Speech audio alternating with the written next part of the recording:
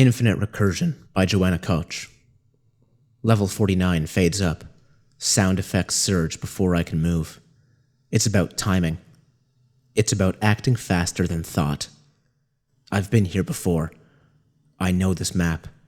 I feel enforced hesitation waver, signaling my start. The moment the game opens, I drop to this exact door, in this exact spot, and begin again. Jumping too quick is certain death. Lingering, the same. Leap, strafe, shoot. Patterns unfold each time through.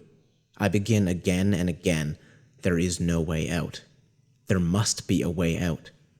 Can a closed system exist and continue to run unchanged? What is the probability that a self-contained loop will unravel with time? What is the probability it will tighten like a noose? Craig always said, "Thinking is death. Keep moving, Paul. Don't be a pussy." When I die, he laughs. Hell is our happy place. The sleek, wet sound of artillery repeats. I strafe and shoot 3 bovine demons, dodging fleshy cannonballs extruding from their horns. We build them slow. Their speed and damage stats increase the longer they live. 3 shotgun pumps at close range. Each death is no more than a disgruntled sigh. They respawn like me, like all the demons. Do demons dream of their creator? I keep moving and working the glitch. My shotgun is a baby in my arms with perfect weight and balance and a satisfying little kick. Work the glitch with me. Craig's first message came in a co-op game. I knew him as the flammable fetish freak. Screen name, Circle Snake. He ambushed me daily. You don't mind a stalker when the player's got some chops. Craig kicked ass with a long-range missile launcher and a backpack full of incendiaries. Madmen like that can burn your whole team, but he'd finessed his technique. Give him a shotgun fanatic like me with enough suicidal tendencies to go face-to-face with a hellspawn, and he was pure gold. A perfect match. Playing against us was a joke. GG. What level next? I don't use voice comms. Typing is more private. Craig avoided comms too. Later I found out why. Work the glitch, level 1. I don't know the glitch, so I'm all in. We laugh our way through level 1, a wasteland of newbies. We do our dance of death, evading attacks and wiping other teams off the map. We total a cave of rapto demons. Boss charred into dust. I bolt for the exit while Craig doubles back. He'll make the raptors respawn. Every threshold crossed brings back the dead. WTF? Craig takes point. Work the glitch with me. Raptos nip and screech. We take damage. Ammo runs low. We squeeze into the underground fungus cavern, a speed run you blast through before the giant shrooms warn each other by the psychedelic color changes. Craig stops me. Slow down. The cave glows green. I crouch between soft trunks, dreading the display if they awake. It's beautiful and fatal. Once inoculated by spores, a player never escapes. Mature trunks crowd my path. Craig vanishes into the forest of fungi. Moving slow makes me groan. I want to blow shit up, but I crawl. Scarlet and blue tones tremble on overhead gills. I creep. Finally, I spot Craig ahead on the precipice. On his signal, I dash up. Together, we look into the abyss. Craig says, "Ladies first." I hear a door open and close. Someone rattling around the kitchen. Please don't bother me now. Please don't knock on my door. I say to Craig, LOL. What are you waiting for then? Together on 3. Ready? Ready. 1, 2, 3. We go over the cliff and die. Level null fades up. Black and white and blurred around the edges. Nothing makes sense. No caves, no lava, no flames in the sky. It's a warehouse or a factory, a man-made place. I'm alone in an old movie. Vaseline is smeared on the lens. OMFGNW. No response from Craig. Kitchen noises mix with mechanical drones and clicks in-game. No creatures howl or moan, no lost souls screech. Fluorescent bulbs buzz overhead, casting inadequate light on machinery, work tables, and tools fitted with safety gear. It's not my idea of hell. The film stock is scratchy, and the sound's out of sync. My hell has high-end graphics and a pristine refresh rate. Movement stirs. Behind blinds on a windowed office, something sways while I crouch. I move a few paces to get a good look and plan my attack. The figure hanging from the ceiling lilts like a subdued and rhythmic pendulum. I check my 6. I press forward. Then involuntarily, I stop. I'm paralyzed. The game's crashed. Across the floor of the warehouse on my monitor, a shining white line drew itself out of the darkness on the screen. The line thickened into a diagonal coffin of light, containing the body of a woman in shadow whose eyes reflected twin warehouses in miniature. She lay frozen, locked up like the game. Her eyes gaped. Then she blinked, and the warehouse in her eyes shuddered, melted, and fell drop by drop to the floor. "Paul, what is this?" I turned around. Mom hovered backlit in the doorway. "Mom, are you okay?" "Paul, what are you doing?" "Playing a game." "I can't believe this. What is this? Where did this come from?" She brushed off tears. I don't know. It's a new mod." "What's wrong?" "Where did you get it?" "Online. It's just a mod someone made. It was free." "Who made this? Answer me, Paul. Who made it? Why are you yelling? What did I do?" Mom shook her head, outraged, and flew down the hall. She didn't speak to me again, and I could hear her blowing her nose over and over for the rest of the night. I should have gone to her. I wish she'd chewed me out instead of turning away. Level 49 fades up. I've been here before. I know every step. I start a second too late and stumble up the stone spiral. My timing is off, and I know I will die.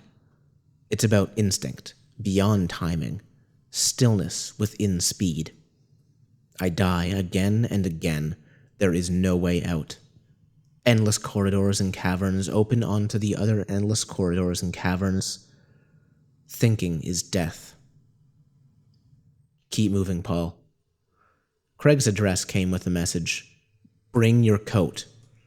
It was June. Cold air and a guy built like a prize fighter, wearing baby blue scrubs, greeted me. "Hey man, he's waiting for you. I'll be back in a couple of hours. Don't move him, okay? He fall asleep? You let him sleep." He slapped my shoulder. "Have fun, man. I see you later." He lit up a cigarette and jogged to the elevator, tugging off his jacket. No one else seemed to be in the loft. I zipped up and pulled on my hood. Weird, not even music kind of shit slithered from black retro cabinet speakers. Every wall from floor to ceiling loomed over me with shelves of games, videos, albums, PCs, and outdated electronics from the Dark Ages. There were board games in tattered boxes, chess sets, books, and dice. I threaded down a narrow path. Star Wars, Firefly, Go, Risk, Doom. Names of dead gods laid to rest alphabetically in their original sarcophagi. A human voice quavered to me over the strange electronic soundtrack. "Welcome to the mausoleum," he slurred, so it sounded like Muslim. I spoke before I looked. "Dude, why do you live in a fucking meat locker?" Craig didn't spend every day in a wheelchair. Just the bad days. He stopped going out because people thought he was drunk when he stumbled or slurred. He had good days when he could walk with no help, and bad days where he could barely stand up. He never knew which it would be until the moment struck. When I first met him, he was having a bad day. I cringed. Craig powered the wheelchair forward, grazing my sneaker. "Dude, I might ask you, why do you meet up with strange men twice your age to play games?" "You're not half as strange as me." "I'm not worried." "Good for you. I'm mostly harmless. And I suppose you could outrun me if you had to. Did he want me to laugh? Embarrassed, I looked away. You have some pretty cool shit here. He nodded. Yes, Paul. Yes, I do. But I'm building something much better. You could help me if you want to kill some time. What is it? I'll show you, but you have to be serious. Okay. You have to really want to kill time. Summer lagged. I explored the loft, a maze erected from every game and video device ever invented. Craig had tape machines, monitors, and handsets to play any electronic game, even Japanese consoles with crazy adapters for US outlets. He had antique chessboards from India, Germany, and Spain. He had obscure card decks and board games from the last century. I moved back after the divorce, after getting diagnosed, Craig said. She thought I grew out of games, but fortunately, I kept the shrine intact. You're a part of history when you're here. Cold air preserved his collection, kept the CPUs from overheating, and reduced his pain.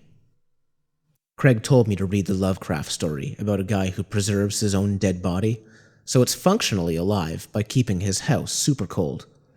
Just like me, he said, and tossed me a worn paperback. Instead of Lovecraft, I read his 1984 yearbook. There's a picture of my mom, dad, and Craig with the caption, Spirit Week, Punk Rock Day. Mom wears a miniskirt and leather boots, tons of eyeliner, and teased up black dyed hair. Mind blown. Seriously. Craig's in a ripped black shirt with flipper rules, okay? Don't be stupid. Printed in school bus yellow scrawl. He stands in the middle with an arm around Mom on one side and Dad on the other. He pulls them close. His hair is blonde and spiked, and the grin on his face looks like the camera caught him right when he started cracking up.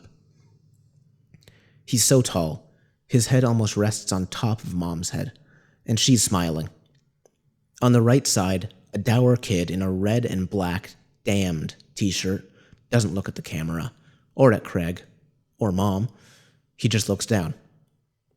That's my dad. Punk is dead, penned in thick black marker smears over his face. I could be the guy in the picture. Same dark hair and gray eyes, same thin lips and stoic glare. Maybe that's why Mom packed Dad's photos away in the basement with the rest of his things. She had to see my face every day for 14 years. Would I feel different when I look in the mirror if I'd known him? Craig came close enough to see the page. He looked at the picture and then at me for a while without speaking. It was weird. Games have rules, Paul, and rules exist for a reason. You never break them. When you understand them completely, they simply fall away. And that's when you can do anything you want. Can I ask you a question? What do you want? I told him, more or less. Craig said he'd made a conscious decision to view time as a flexible resource. I don't believe in it. The calendar is a conspiracy. The clock is a scam. He said if I had to contemplate living the rest of my life alone and in a wheelchair, I might see it that way too. Level 1 fades up. A madhouse of players looping the glitch. Masses jump the precipice and play to level 34, past the official end of the game at level 25. Forums joke about lost time and wormholes. Hours of play feel like mere minutes. Players post about getting lost in levels that no one else can locate. They dub it an awesome fucking mod. I'm such a jerk. I'm sorry, Craig. I only told Caitlin, the girl with blue hair at Micro Center. I told her it was private. Next thing I know, it's front page on Glitchpedia. We'll need to shut down right away. Help me up. Craig was shaky that day. I let him lean on me, and we walked together, tremulous in the cluttered maze. I hated to ask, but I had to know. Will we lose any progress? All of it. Craig, I'm sorry. I only told one person. Off by one error, buddy. Get it? I felt sick. I'm sorry. Okay, Paul, cut it out. That's 3 times you said sorry. Where is the efficacy in that? What is the purpose? Analyze failure, make better choices. Don't think, act. If you want to engage in a cycle of punishment and reward, do it with someone else. I don't roll that way. Pun fully intended, of course. Wow. Okay. We can start over again. That's the whole point of the exercise, isn't it? Now, let's see how this goes. With a bang or with a whimper? He toggled a switch. He tapped a few keys, and just like that, the world ended. I'm 4 years old. Mom's dressed like we're going to church, but it's not Sunday. She's even wearing perfume. She fixes her makeup again. Did I make her cry? I go to the mirror. You're pretty. She hugs me too tight. Paul, I love you, Paul. Oh, honey. When the doorbell rings, it's Uncle Bill, and he's wearing a suit. We drive to Mrs. Peterson's house, even though Mom knows I don't like it there. Mom walks me to the door and tells me to be good. You look lovely, Heather, Mrs. Peterson says. I'm so sorry for your loss. Thank you. Thank you for watching, Paul. Did she tell me he was dead? I can't remember. I remember wondering when he would be back. I remember trying to figure out where he'd gone, even as the actual memory of him became an abstraction. I questioned his absence as he faded into nothing but an idea. Can people and things become non-things? Does nothingness make sense? Is death finite and reachable, or an endless black hole? Curiosity tugged me towards the center, where I would vanish too. In 6th grade, Mom grounded me for researching the psychological effects of hanging. She said I was morbid, and should only think of the good times. But by that age, I had no memories. I'd lost him. The Hanged Man, Craig said, is not a card of death. The Hanged Man is a card of transformation. The Terra is a game like any other, and cards don't predict the future. They show you what's in your head and in your world line. When you can see it all clearly, you don't need to know the future, because you don't need time anymore. All you need is your perfect moment, past, present, and future, fixed within a self-contained loop. Craig said recursion happens every day. People answer themselves with the questions they ask. People repeat the same mistakes, regardless of desire for change. Craig said human history has made as much progress in thousands of years as 2 kings in a stalemate, as a snake swallowing its own tail. Recursion is humans' natural state. Recursion is a fatal error, Craig said. Maybe we can exploit that. The game was our key. With data files free to the public, hundreds of servers shared hundreds of mods. Craig programmed a deliberate logic error inside the glitch he'd discovered, setting up loops that had no stable solution in time. Constant input, cold temperatures, and elaborate hardware configurations kept it running. We doubled the game's levels to reach a Drost effect, setting up an inward echo resonating with inverse time. The Drost effect is like a mirror reflecting another mirror, or in our case, a hell reflecting another hell. We built demon after demon. I dredged my nightmares for new arc enemies to spawn. I vomited up my worst fears to keep feeding the game. I didn't want to stop. I had to compensate for Craig's disability and reach the final level to access infinite recursion. Level 49 fades up. Hostile howls and whispers clamor at me from every corner of hell. I've been here before. I know this map. There is no way out. I begin again. Time folds, inverts, and unravels. Time is a mistake of flawed biology, a mistake metamorphosis that can only end in a fatal error. Game over. I begin again. Patterns emerge each run-through. There is never a way out. My door never opens, and I'm trapped alone. I've lost Mom. If only she could knock, yell at me or something. Anything. But our world lines never converge. Her actions occur in the future as long as level 49 keeps running, while I respawn endlessly like all the demons dreaming of my creator. A horde of chthonic impossibilities lie slain behind me. We are all lost souls, guardian spirits of an unknown code. My motion spins the wheels of the world. My next step is the pivot upon which the world opens to the next level or closes again. There must be a way out. At the summit of the Sown Spiral, a false exit beckons. I turn around to the start. My descent ends in the warehouse. Craig's breadcrumbs guide me. Cards strewn on the floor mark the path, each one a different version of the hanged man. First, a primitive line drawing of a small child resting her head on tiny forearms, while the executioner stands above her, axe ready to strike. Next, a gilded medieval card of a man in fancy clothes dangling upside down above a grinning pile of skulls.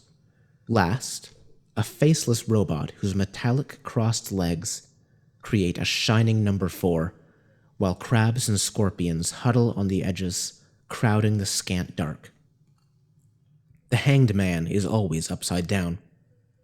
The shadow behind the blinds hangs from his neck. It's a closed loop. A noose cradling a corpse. I trespass through time and enter the office. Dad's body rotates, a pendulum with no divinatory sense. Bruises blacken his neck. Urine stains his pants, puddling beneath the fallen chair. Dead eyes bulge. No gaze connects us. His body is empty, an effigy of nothing. I search for a note, spot a page torn from a ledger and grasp it. Understanding eludes me. Black marker soaks through thin paper, and heavy ink letters bleed into illegible hieroglyphs. You won't learn anything from that. Dad's speech is slurred from his swollen tongue. Instinct raises my gun. Why did you do it? Tell me. Grunting, he works his bloated head out of the noose. Despite rigid fingers, he succeeds and drops to the floor. Pulling the fallen chair upright, he dusts off the seat and stiffly settles in. His knees crack. Well, he says, that would take some time. I lower my gun. I can give you time. He sighs. Why is not the question. Don't pretend you're innocent. His rope burns recede like a film in reverse. Bulging eyes become merely bloodshot and fixate on me. He takes out a pack of cigarettes. The question, really, is why not? Why don't you ask yourself that? What do you mean? What about Mom? Oh, please. She never wanted me. I was just her consolation prize. She must have been overjoyed when she found me. He looks for a lighter, patting his pockets, growing limber and impatient. You didn't see how she cried. She still cries. He gives up searching for the lighter. Crossing his arms easily, he glares at me through clear, young eyes. Yeah, well, women do that, you know. They cry all the time and you can never make them happy. Stains dry, creases smooth. He looks less like a corpse every second. He looks like me. We could go back. Back where? Let me tell you the truth, kid. This is it. Like the song says, that's all there is to a fire. There's nowhere else. You can go round and round and you're always going to end up here. Believe me, I'm in a position to know. His gaze drains me of all meaning. I'm becoming thin and transparent, like a reflection in water. Dad, stop. Let's go. I fumble, reloading my shotgun. I'm not going anywhere. Neither are you. I'm nothing to him. An image in a mirror. His eyes trap me there. He pulls the rope from the ceiling. You're just like me. You know what you need to do. I'm the one who deserves to ask why. Here, kid. Why don't you go ahead and make things right? He locks the office door and faces me, handing over the noose. It's the first time I've seen him smile. I try to think of an answer. Why? Why not? If a closed system exists and continues to run without a solution, an unproductive loop occurs. This process never ends. What is the probability of successfully terminating the loop? What is the probability we will respawn and arrive here again and again? Or will I die alone while time resets its progress and history continues revolving without me? Thinking is death. Keep moving, Paul. I run into the mirror and shoot. Level 50 fades up. Mountains recede in the rear view. Mom scrolls through vacation photos on her phone, while Dad tries to stay awake in the back, exhausted from 2 weeks of camping and road trips. They're letting me drive since I aced the test for my permit. It's awesome. Dad said we'd get home in 2 days, but Mom wants to stop tonight. She pretends she's being selfish, but I know she's looking out for Dad. He'll overdo it if she lets him. I refuse to go one more day without a hot bath. Enough roughing it, you guys. I demand a night of luxury. We don't exactly get luxury in the middle of Kansas, but there's hot running water. At the diner, Mom's so into her pictures she hardly reads the menu. Just order for me, okay? Some of these are really good. We should get one framed. Dad agrees. We should have a family portrait, something that isn't posed in a studio like other families. We're not posers, are we? Mom seems to think this is really funny. She and Dad do that thing where they gaze at each other like they have a big secret. I have to break it up when they get like this. Are we ever going to eat? I do my best to glare at Dad. He smiles and puts his arm around me. Okay, Heather, let's get down to business. Paul and I are starving. I'm going to order you 3 kinds of pie if you don't look at the menu and make up your own mind. You've been warned. I might take you up on that. She opens her menu and shows Dad the phone. Look at this picture, Craig. I love this one. Do you think it's good? Dad takes the phone. I think it's an excellent choice. Paul, what do you think? The picture shows the 3 of us together at a scenic overlook in the Rockies. Mom wears shorts and hiking boots. She looks strong and relaxed. Strands of hair breeze across her face. You can see she's laughing. Dad's in the middle with an arm around me on one side and Mom on the other. And his grin looks like the camera caught him right when he started cracking up. The wind spikes his blonde hair, and he holds us close. I'm the dark one on the right, trying to play it cool in an old black and red t-shirt that says damned. I think it's perfect. Craig's arm encircles my shoulder. Today was a good day, Paul. Let's do this again.